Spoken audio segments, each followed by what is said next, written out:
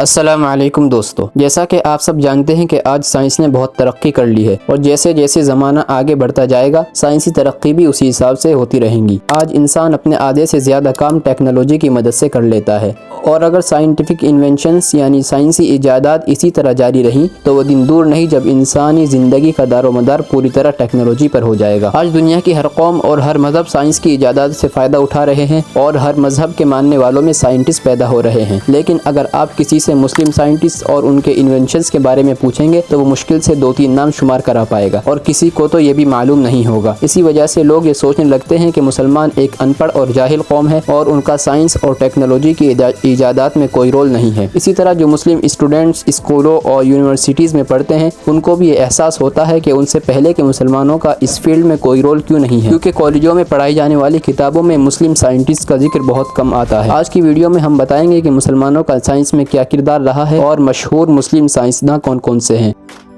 چلیے شروع کرتے ہیں۔ نمبر 1، یعقوب الکندی۔ سائنس اور فلسفی کے موضوع پر سب سے مشہور کتاب قرابدین ہے جو انہی کی لکھی ہوئی ہے۔ میوزک تھراپی کی ایجاد بھی انہوں نے ہی کی تھی۔ نمبر 2، ابو القاسم زہراوی۔ انجری میں جو خاص قسم کی قینچی استعمال ہوتی ہے وہ انہی کی ایجاد ہے۔ اس کے علاوہ سرنج اور گردے کی پتھری کو نکالنے والا آلہ بھی انہوں نے ہی ایجاد کیا تھا۔ نمبر 3، ابن سینا۔ علم طب میں ایک بڑا نام ابن سینا کا ہے۔ یہ پولمونولوجی یعنی نبض شناسی کے بہت ماہر تھے، اور آج جو ڈاکٹر یورین یعنی پیشاب پر ریسرچ کر کے بیماری کا پتہ کرتے ہیں وہ صرف دیکھ کر بتا دیا کرتے تھے، اور ان کے بنائے ہوئے خمیرے جیسے خمیرہ مروارید، خمیرہ آبریشم وغیرہ آج بھی دنیا میں بہت مشہور ہیں۔ نمبر 4، البیرونی۔ ایسٹرونومی کو ناپنے کا آلہ انہوں نے ہی ایجاد کیا تھا۔ نمبر 5، ابن رشد۔ یہ ایسٹرونومی اور بائیولوجی میں بڑے ماہر تھے۔ نمبر 6، عباس ابن فرناس۔ یہ اسپین کے رہنے والے تھے۔ یہ ہمیشہ نئی ایجادات کرتے رہتے تھے۔ انہوں نے پرندوں کو ہوا میں اڑتے دیکھا تو خود بھی اڑنے کی کوشش کی۔ انہوں نے اپنے جسم کے برابر کا ایک غلاف بنا کر اس میں 2 پر لگائے اور ایک چٹان سے چھلانگ لگا دی۔ وہ اڑنے میں تو کامیاب نہ ہو سکے، لیکن انہوں نے آنے والی دنیا کو یہ اشارہ دے دیا تھا کہ ایک زمانہ آئے گا جب انسان بھی پرواز کرنے لگیں گے۔ اسی طرح انہوں نے ایک بگ بین یعنی گھڑیال بنایا تھا، اور عینک کی ایجاد بھی سب سے پہلے انہوں نے ہی کی تھی۔ نمبر 7، ابو اسحاق ابراہیم بن جندب۔ سب سے پہلے دوربین کی ایجاد انہوں نے ہی کی تھی۔ نمبر 8، علی بن عیسیٰ استرلابی۔ انہوں نے پلینٹس کے فاصلے کو ناپنے کا طریقہ ایجاد کیا تھا۔ اس کے لیے انہوں نے سیکسٹنٹ نامی ایک آلہ بنایا تھا جو آج بھی استعمال ہوتا ہے۔ اب اس کو ورنیئر اسکیل کہتے ہیں۔ نمبر 9، ابن زہر بن ابی العلا۔ منہ کے علاوہ گلے کے ذریعے غذا کو پیٹ تک پہنچانے کی ایجاد انہوں نے ہی کی تھی، اور ٹوٹی ہوئی ہڈی کو جوڑنے کا طریقہ بھی انہوں نے ہی بتایا تھا۔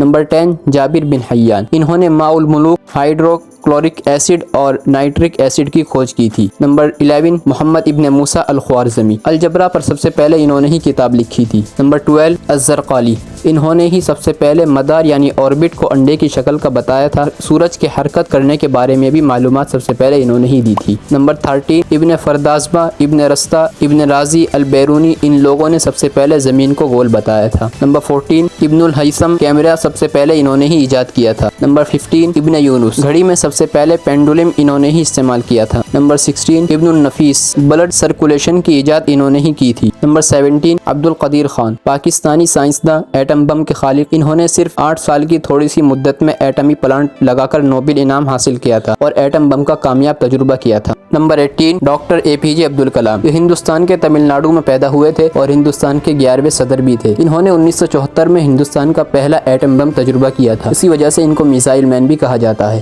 یہ تو صرف چند مشہور نام ہیں، ورنہ مسلم سائنسدانوں کی تو ایک بہت بڑی تاریخ ہے جس کو ہر مسلمان کو ضرور پڑھنا چاہیے، تاکہ یہ پتہ چل سکے کہ مسلمانوں نے دنیا کو ہر فیلڈ کی طرح اس فیلڈ میں بھی بہت کچھ دیا ہے۔ لوگ جو اسلام پر اور مسلمانوں پر اعتراض کرتے ہیں ان کو منہ توڑ جواب دیا جا سکے۔ آج کی ویڈیو میں بس اتنا ہی۔ السلام علیکم ورحمۃ اللہ وبرکاتہ۔